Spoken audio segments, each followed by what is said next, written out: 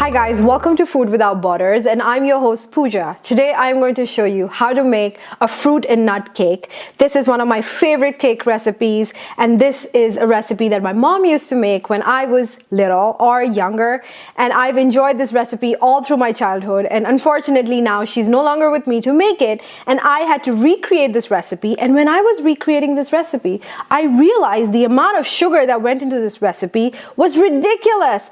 And now that I live a gluten-free life, or sometimes I do have my cheat days, I figured I would use some grain-free flour to create this recipe, and it came out so well, and I thought it was worth a share. So let's get started. So folks, the first thing you need to do is preheat your oven to a 350 Fahrenheit. The second thing that you need to do is get yourself a cake pan and line it with some parchment paper or nicely grease it and set it aside. With the dimension of this cake pan, I will leave the dimensions, the measurements, and every little detail of this recipe on my blog, and I will leave a link to it in the description box. Now let's tackle the eggs. I always break the eggs in a different bowl and then transfer them into a larger bowl to whisk. I do that because I want to make sure that I don't have rotten eggs, and when I crack the eggs in the same bowl, and if there is a rotten egg, the whole batch of eggs will be wasted. Now let's whisk these eggs until they are nice and foamy. I'm going to add some sugar to this and some oil and some vanilla extract. I am working with the liquid ingredients first, and when they are nicely combined, I am going to deal with the dry ingredients. I am going to whisk this until the whole thing is nicely combined. I am going to set this aside, and now we will deal with the dry ingredients here. This is almond flour here. You could use the same amount of gluten-free flour. You could use the same amount of all-purpose flour, so the choice is all yours. Now to this, I am going to add some baking soda, baking powder, and salt, some cardamom powder. I'm going to give this a quick mix. Let this sit here. Let's talk about the dry fruits. I have all my favorite dry fruits here, but you are welcome to choose whatever you want, and I will leave you suggestions of all the other dry fruits and nuts that you could use in this recipe. Here I have some candied dehydrated orange. I have some walnuts here. I have some chopped pecans. I have some cranberries that have been sweetened just with some plain orange juice, so they're really nice and tart. I have some desiccated coconut here and some cashew nuts. What I am going to do is add a teaspoon of almond flour, or whatever flour you're using, with my hand, and you can do it with a fork or a spoon. Mix this, and I do this only because I don't want these dry fruits to sink to the bottom of the baking pan, and that could happen if you don't mix some flour, and the flour just helps it to stick to the rest of the dough. And set this aside. I'm going to add the flour to the egg mixture. Mix this in.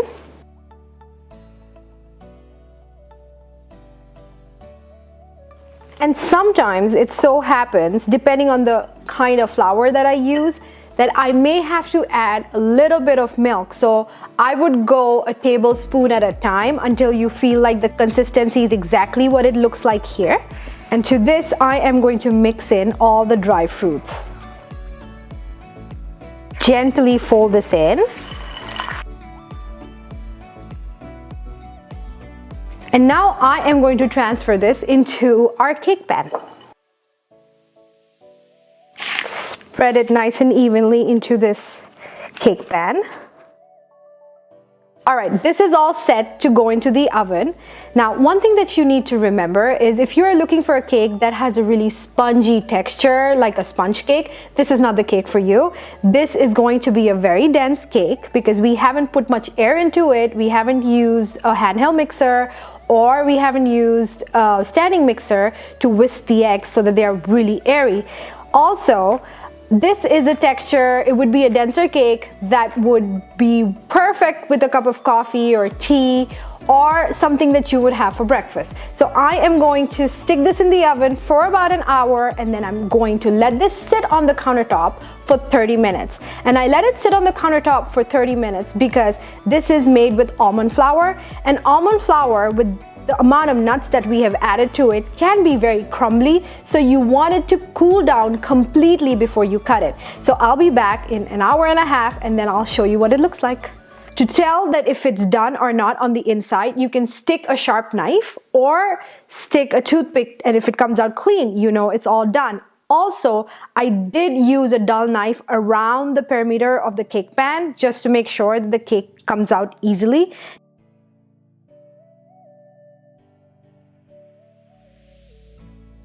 And oh my gosh, look how gorgeous this is. There you go.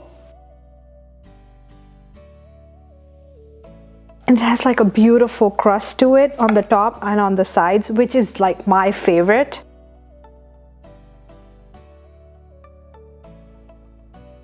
And I'm gonna put this on a plate. We are all set to do the tasting. There.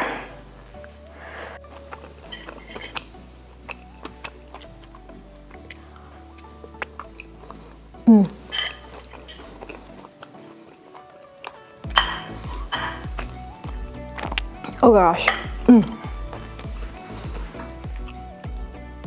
Now, this is a 50% nuts and a 50% cake. So it is really crunchy.